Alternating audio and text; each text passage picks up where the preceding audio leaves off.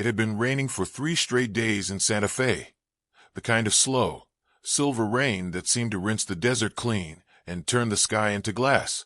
Miguel Rivera leaned against the hood of his black Chevy Tahoe, cigarette trembling between his fingers, watching the pale light stretch over the adobe buildings. The city was quiet at dawn, too quiet for his liking. He was a man who owned half the South Side, not by title, but by silence. People didn't say his name unless they had to. Those who did usually lowered their voice, as if afraid the wind might carry it somewhere it shouldn't. Miguel had inherited his father's drug routes along the border years ago, but lately, he'd been trying to turn his empire legitimate: laundromats, real estate, even a coffee shop his girlfriend said might soften his image. But there was one property he could never fully take control of: number 12 on Camino Escondido, a weathered 2-story adobe with cracked turquoise shutters and a front yard that bloomed with stubborn wildflowers, the kind of house that refused to die. He'd bought it back in 2015, when the market was dirt cheap and he was expanding fast. The woman who lived there, some recluse named Eleanor Grace, was already a tenant when the sale went through. Her name was just a line on an old lease, one she never renewed, but she never left either. She hadn't paid rent in 10 years. His men had gone by, twice early on. Both times they came back shaken. Said the woman wasn't right. Said she didn't answer the door, didn't yell, didn't threaten. She just looked at them, and that was enough.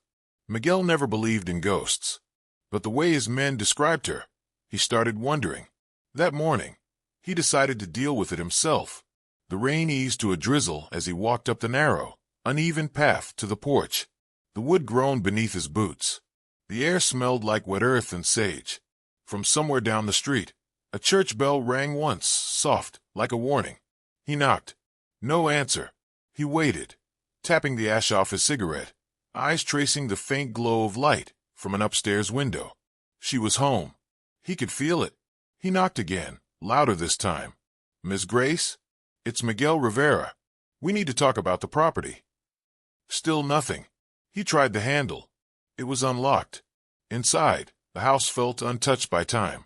The air was heavy with lavender and dust, the floorboards cold underfoot. Everything was old but clean. A turntable sat in the corner, silent beneath a film of dust.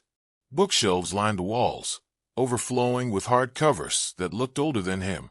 There were no family photos, no television, no sign of modern life.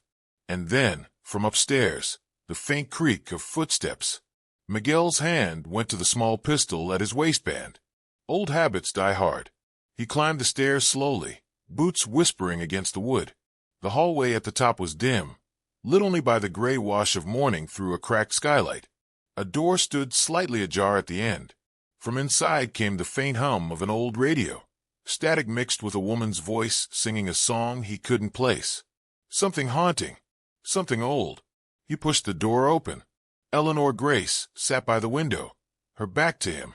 Her hair was silver white, long, braided loosely down her spine. She wore a faded floral dress, hands resting on a stack of yellowed letters. Her voice, when she spoke, was low and steady. "I wondered when you'd come."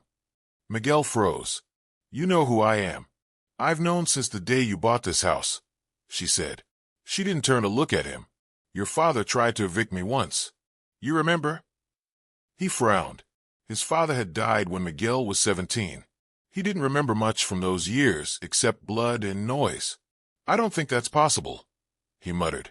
"You were just a boy," she said softly. "You came with him that day. He made you wait in the car." Miguel's pulse tightened. He hadn't told anyone that memory, not even his mother. A dusty afternoon, the sound of his father shouting outside a house that looked strangely familiar. "How the hell do you know that?" She finally turned her head. Her eyes were pale blue, clouded with age but piercing in their clarity. "Because I was here then, just like I am now." He stared at her, trying to find logic, but the room seemed to shrink around him. "That was," he swallowed. "That was over 20 years ago." "I know."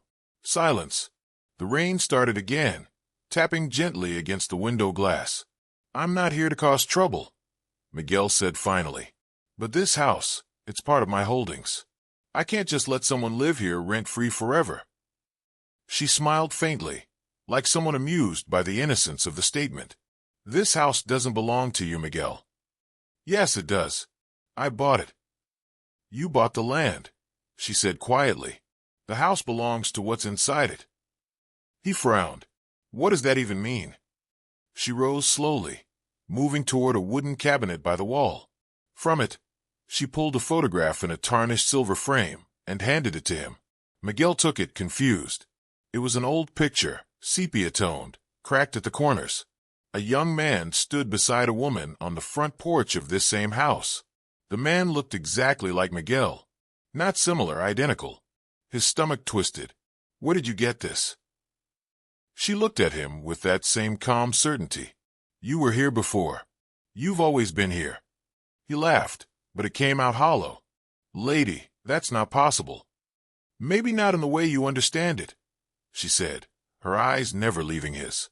"But some debts don't end with death. Some houses remember." The lights flickered once. He looked around, heart pounding. The walls seemed to hum, barely audible, like a deep vibration under the floorboards. "Who are you really?" he asked. Eleanor stepped closer, her face inches from his. Her eyes softened, and for a moment he saw something in them, grief, ancient and raw. "I was your tenant. Your father's, your grandfather's, and the one before that. And each time, the Rivera men come back to take what isn't theirs." He stumbled back. "You're insane." "Maybe." Her voice dropped. "But you'll see soon enough." She walked past him, opened the window, and let the rain sweep into the room. The air smelled of sage and iron. "You'll find the letters downstairs," she said. "They'll tell you everything you've forgotten." Then she closed the door behind her, leaving him alone. Miguel stood frozen for a long time. Then he went downstairs, his boots echoing on the wood. The letters she mentioned were scattered across the table. Hundreds of them, some addressed to Miguel Rivera, some to Michael, some to Mar. Each one dated decades apart. He picked one up. The ink had bled, but the words were still visible. "I waited again last night. You said you'd come back after the fire. You never did. The house forgave you, but I never could." He turned the page over. The signature stopped his breath. "Eleanor." Outside, thunder rolled over the desert, long and low. And upstairs, though the house was empty, the radio began to play again, soft and distant. The same song. The one she'd been humming when he first came in. He had the sudden, terrifying thought that maybe she hadn't been alive for a very long time. By the time Miguel stepped back outside, the sun was gone behind a curtain of black clouds. Rain hammered the street like nails, pooling around his boots. The world felt smaller, muted, like the air had thickened. He lit another cigarette with shaking hands and glanced back at the house. The upstairs window was still open. The light was still on. But Eleanor was gone. He stood there, smoke curling around his face, trying to convince himself she'd just slipped out the back door. Except every lock in the place was rusted, every floorboard creaked, every sound echoed. He would have heard her leave. And that radio, still humming softly in the dark, made it worse. He slid the photograph into his jacket pocket, rain dripping down his collar, and got back into the Tahoe. The engine growled to life, headlights cutting through the mist. He didn't drive away. Not yet. He couldn't shake the weight of her words. "You were here before." That night, he couldn't sleep. Not at the house he shared with Camila. Not with the letters still spread across his kitchen table, the paper curling at the edges from the damp. He brought them home. He didn't know why. Maybe to prove they were real. But something about them changed when he dried them out. Some of the ink seemed to rise up again, like the words were bleeding through time. He sorted them chronologically. The earliest dated 1892, a century before he was born. Every one of them carried the same tone: longing, forgiveness, grief. Every one of them mentioned him. "The fire took the north wall. They said you died, but I know you didn't. The town calls it cursed now. I still light a candle for you in the window. They say the desert never forgets its dead. So I stay, in case it remembers you." He read until dawn. When Camila came downstairs, her hair tangled, eyes half awake, she froze at the sight of him. shirt unbuttoned, hands black with old ink, surrounded by ghostly paper. "Miguel, what are you doing?" He looked up slowly. "You ever hear of a woman named Eleanor Grace?" She frowned. "No. Should I have? She's been living in one of the old rentals. 10 years without paying. I went by yesterday." Camila poured herself coffee, still half asleep. And she knew things she shouldn't. That got her attention. She turned. "Like what?" He hesitated. The truth sounded insane, even in his own head. "She said she knew my father. That I'd been there before." Camila raised an eyebrow. "You think maybe she's just some old local woman? Small towns remember everything." "Maybe," he said, but it didn't sound convincing. "Except these letters go back 130 years. Now she looked concerned. "You sure you didn't get into some of your own product?" "Camila, I'm serious, Miguel. You've been talking about getting clean of the old life for years, but you still carry ghosts from it. Maybe this woman's just." She knew about the car. "When my father went to collect rent the first time, I was a kid. Nobody else knows that." Camila went quiet. The clock ticked loudly between them. He looked down at the letters again. The oldest ones were written on paper, so thin it felt like dried petals. He picked one up, noticing something he hadn't before, a faint watermark pressed into the parchment. It wasn't a logo. It was a crest, a house crest. 3 symbols, a key, a snake, and a flame. He didn't recognize it, but it triggered something, an image, a flicker of memory that didn't belong to him. A woman's hand sliding a ring with that same crest onto his finger. The smell of burning wood. Screams. He dropped the paper. His pulse thudded in his ears. "Hey!" Camila's voice softened. "Babe, you okay?" He stood, breathing hard. "I need to go back." "What? Now?" "Yes." She reached for him, but he was already grabbing his keys. "Miguel, please. It's pouring out there." He turned to her, eyes dark. "I just need to see something." Outside, the rain hadn't stopped. The streets shimmered like oil under the streetlights as he drove back toward Camino Escondido. The windshield wipers fought against the downpour, his reflection flashing between lightning strikes. When he pulled up, the house looked different, alive somehow. The porch light flickered faintly, though he could have sworn there was no electricity when he left. The curtains upstairs were drawn now, and through the window, just for a moment, he saw her, Eleanor, watching him. He killed the engine and stepped out, rain hitting his face in cold sheets. "Eleanor," he shouted. No answer. He pushed open the door. It was still unlocked. The smell of lavender had deepened, almost suffocating now. The radio was still playing, but the melody was warped slower. The whole place hummed with static. He took a step inside. His phone buzzed, Camila. He ignored it. Another step. Then another. When he reached the kitchen, he froze. The table where the letters had been scattered yesterday was clean. Every sheet of paper was gone. In their place sat a single envelope, bone white, sealed with red wax. He hesitated, then broke the seal. Inside was a short note, written in the same delicate hand. "You came back. You always do. But you never remember what you did." He turned the paper over. "Go to the cellar." Miguel swallowed hard. He hadn't noticed a cellar before. The door was behind the pantry, a trapdoor half hidden beneath an old rug. When he lifted it, the hinges screamed. A rush of cold, damp air spilled out, smelling of dirt and rain-soaked stone. He took the flashlight from his belt and started down the steps. The wooden stairs moaned under his weight. The beam cut through the dark, revealing shelves lined with jars, preserves, maybe, but the labels were too faded to read. The walls were adobe brick, sweating moisture. At the far end, a shape loomed in the corner, a large wooden trunk, bound with rusted metal. He crouched beside it, brushing away cobwebs. The lock was broken. Inside were more letters, stacks of them, tied with ribbon. But beneath those, something else. A black and white photograph of a young woman standing beside a man. Him again. Same face. Same eyes. Different century. On the back, a note in the same looping script. Miguel Rivera, 1892. Married to Eleanor Grace. Died in the fire of 1893. He dropped the photo, breath catching in his throat. The flashlight flickered. The air shifted.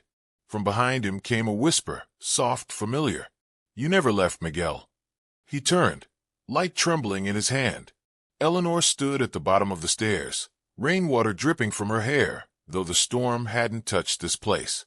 Her eyes gleamed in the beam. "This house keeps what it's owed," she said, "and you owe it everything." Before he could move, the door above slammed shut, plunging them into darkness. The flashlight died, and in that dark, her voice came again, closer now, almost in his ear. "Welcome home." When Miguel opened his eyes, he was no longer in the cellar. The air was still damp, still smelled faintly of earth and lavender, but something was different. The darkness was gone. Faded sunlight spilled through the small windows, catching on the dust in the air.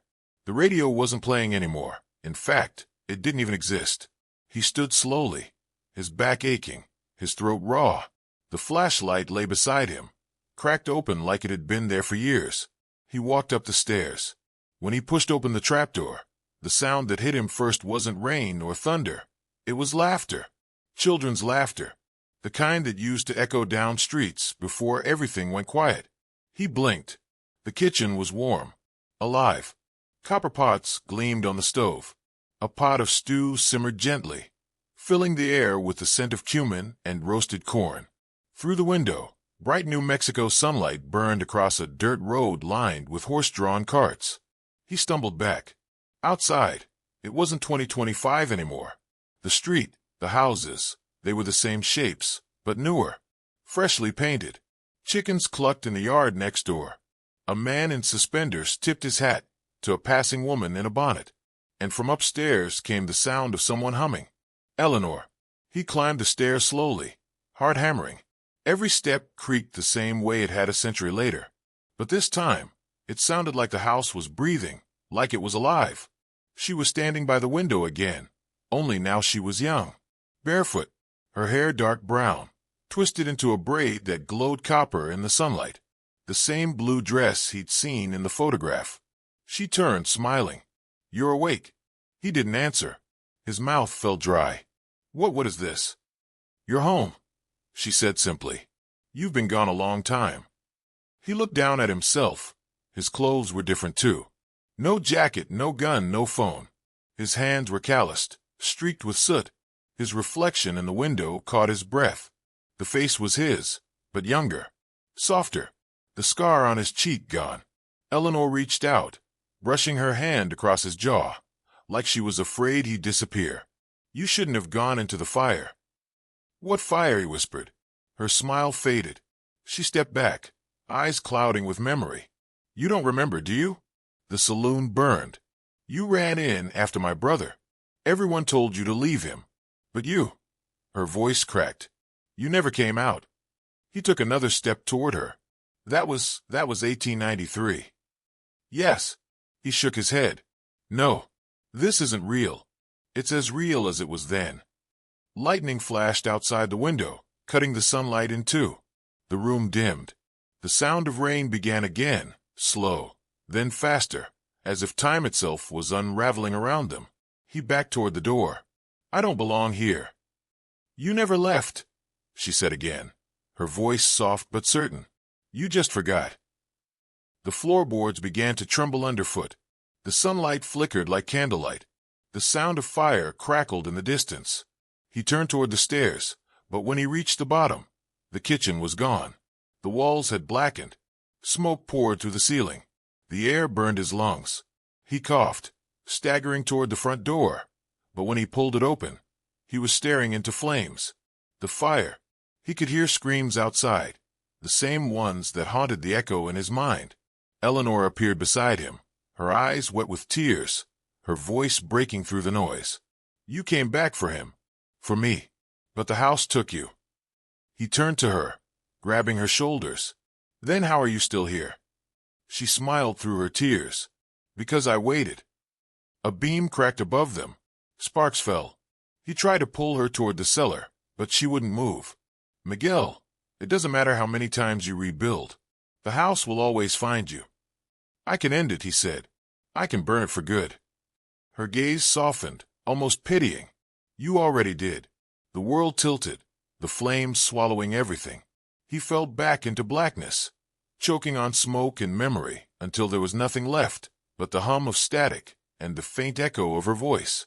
When he woke again, he was lying on the cellar floor. The air was cold, silent. He sat up, coughing, clutching his chest. His phone lay beside him, screen flashing with missed calls. Camila, 12. He climbed the stairs, pushing open the trapdoor. Morning light streamed through the windows. The kitchen was empty again.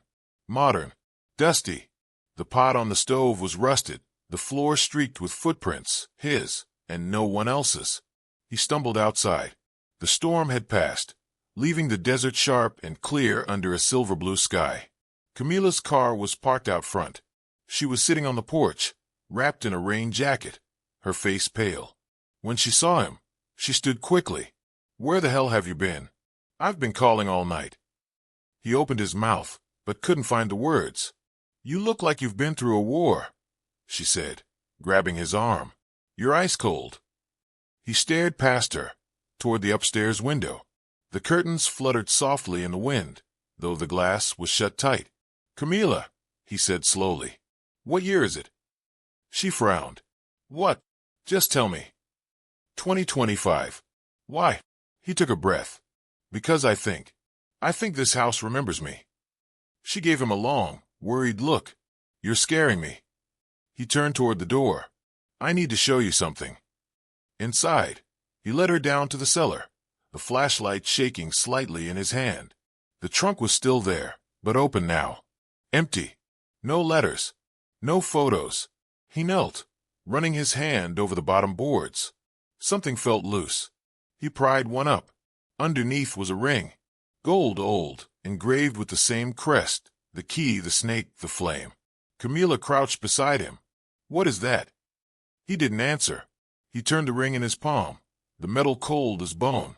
"Eleanor said I was her husband," he murmured. "Said I died here." Camila froze. "What did you just say?" She knew things, Camila. Things no one could know. Miguel. But he wasn't listening anymore. He slid the ring onto his finger. The metal pulsed warm, almost alive. For a moment, the air around him shimmered. The faint sound of humming filled the cellar again. Eleanor's song. He looked up sharply. In the far corner, a shadow moved. It was her. The same dress, the same calm eyes. Only now she wasn't smiling. "You shouldn't have come back," she said quietly. Camila gasped, stumbling backward. "Miguel, who is that?" He rose slowly. "Eleanor." She looked between them, sadness etched across her face. "It's starting again." "What is it?" he asked. "The price," she whispered. "The house won't rest until it takes what it's owed." The lights flickered once. The air grew thick, heavy charged. Camila's hand clutched his arm. "Let's go. Now." But when he turned toward her, something in his chest tightened, like the house itself had reached inside him. He dropped to his knees, gasping. The ring on his finger burned white-hot. Eleanor's voice trembled. "It remembers you, Miguel, but it doesn't forgive." Camila screamed as his body convulsed, the light flickering faster. And then, silence. When she looked up, Eleanor was gone. The cellar door slammed shut. Miguel's breathing slowed, his eyes distant. He looked at her, but his voice, when it came, wasn't his own. "Camila." Her voice broke. "Miguel, what's happening?" He smiled faintly. "I remember now." Then the lights went out. When the lights came back on, everything had changed. The air in the cellar was thick, humming with low vibration, as if the walls themselves were alive. Camila stumbled backward, clutching the nearest shelf, eyes fixed on Miguel. His posture was strange, too still, too measured. The man she knew moved like a storm, restless and quick, but now he was motionless, calm as stone. "Miguel," she whispered. He looked at her slowly, like he was turning his head for the first time in years. His voice was soft, almost tender. "You shouldn't have followed me here." "Miguel, please." He stepped forward. "That name, it doesn't feel right anymore." "What are you talking about?" He blinked, disoriented for a moment, as though two memories were fighting for control behind his eyes. "She said it would happen again. She said if I came back, it would start over. Camila's pulse thundered. You're scaring me. He looked down at his hands. The ring still glowed faintly, the gold now the color of firelight. Do you see this? He asked, voice breaking. It's like it knows me. Before she could answer, the temperature in the cellar dropped sharply. Her breath came out in white clouds.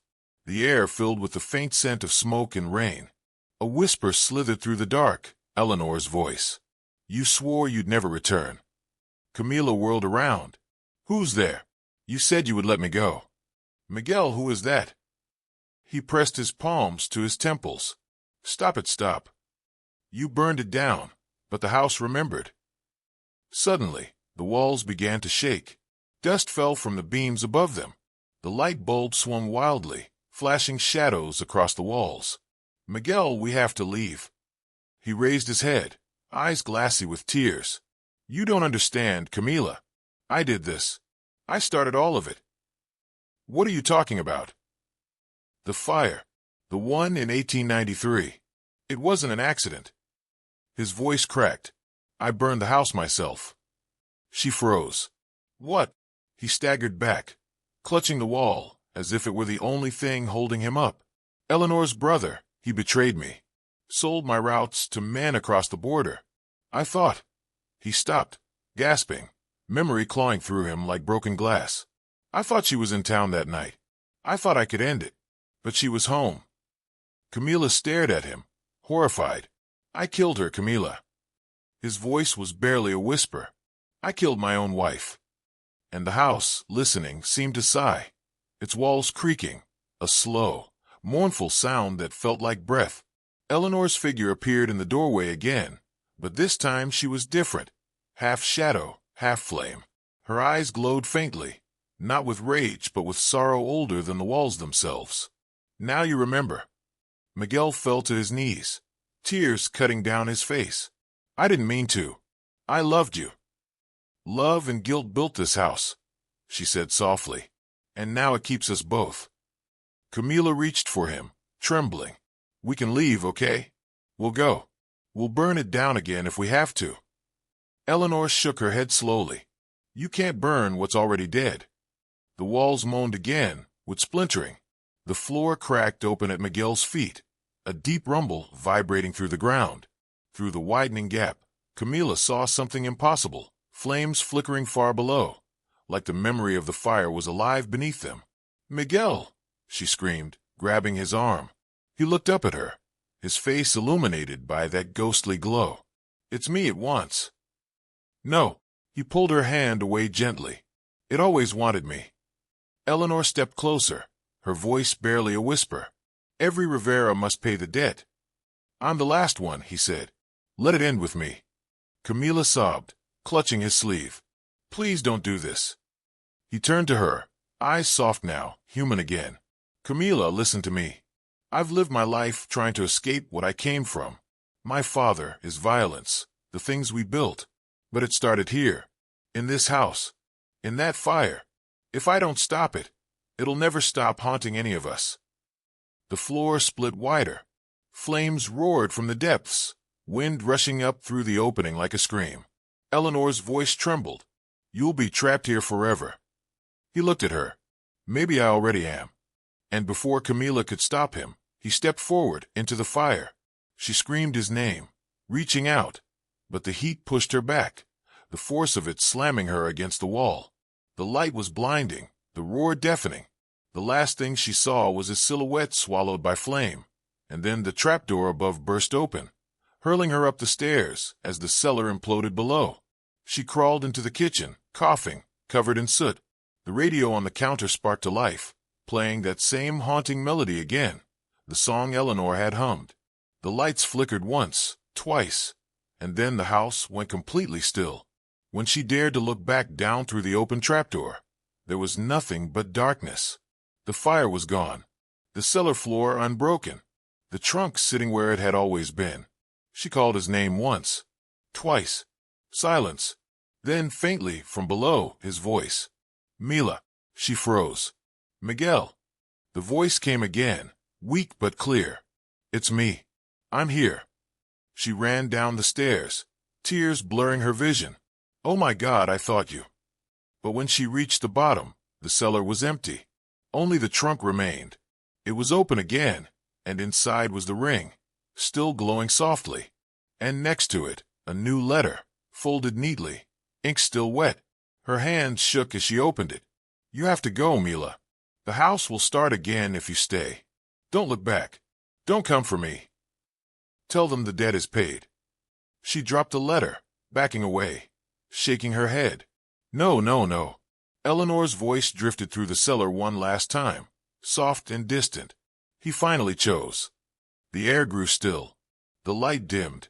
And somewhere deep within the walls, a heartbeat faded into silence.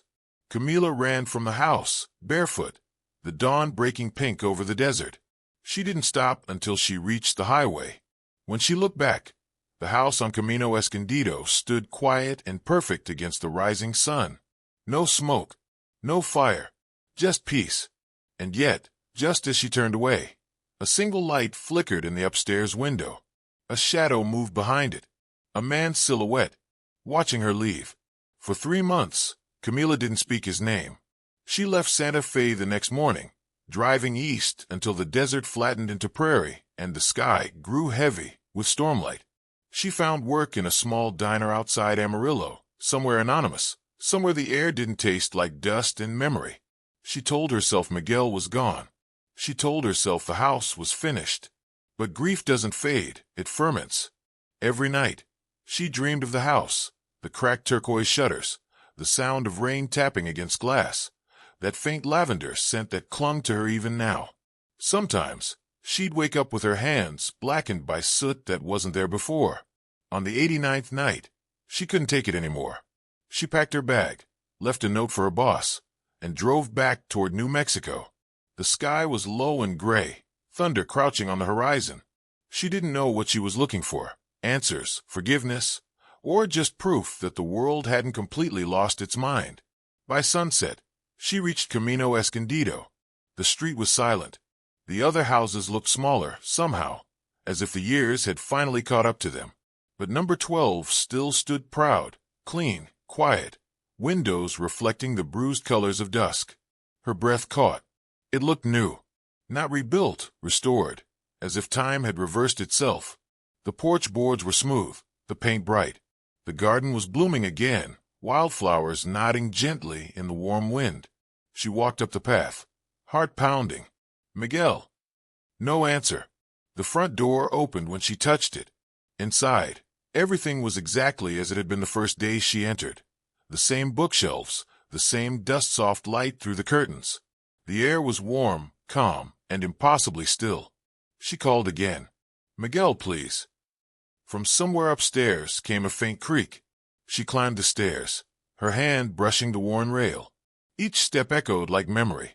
The door to the bedroom was half open. She pushed it gently.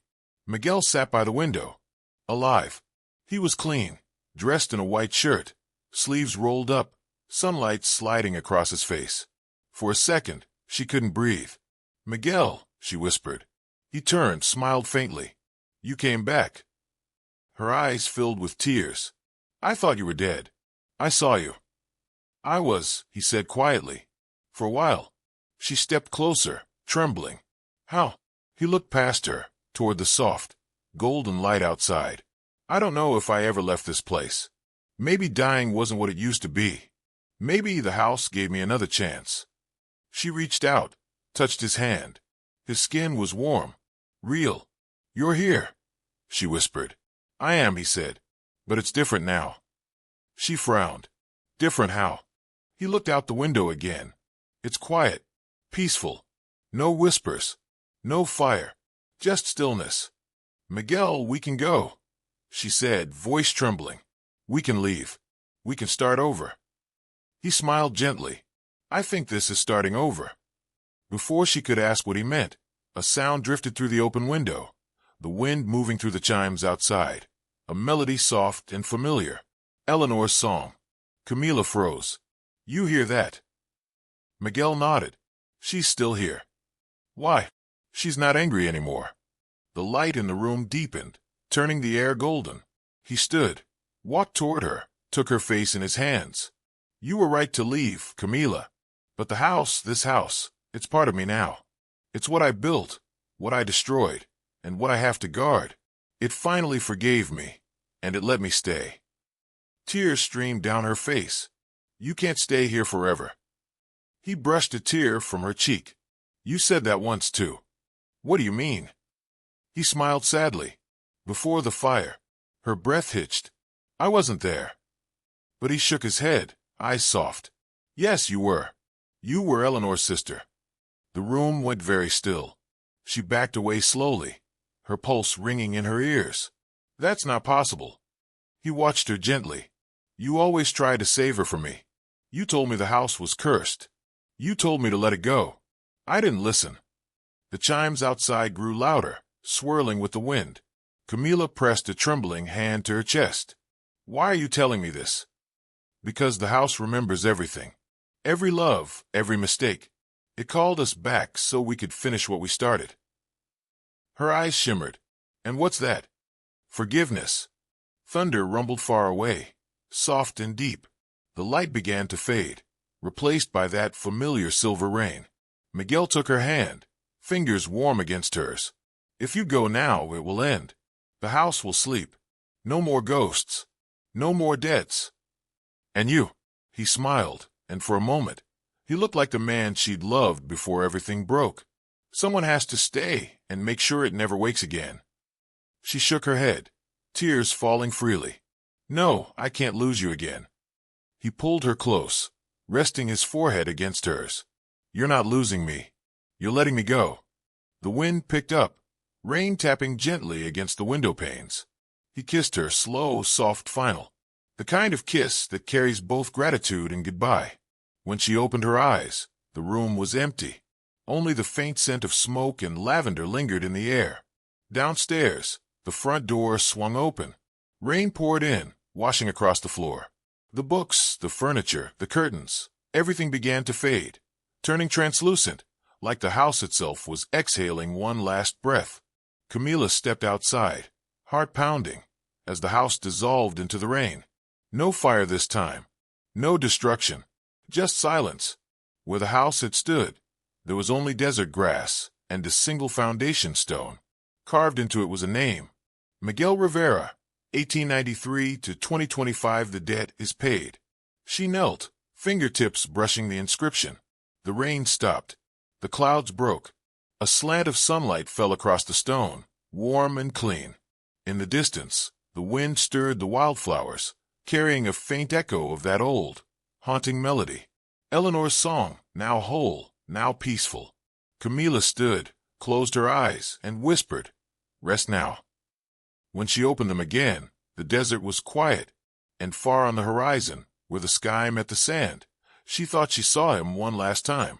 Miguel standing in the sun, smiling, hand lifted in farewell, before the light took him completely.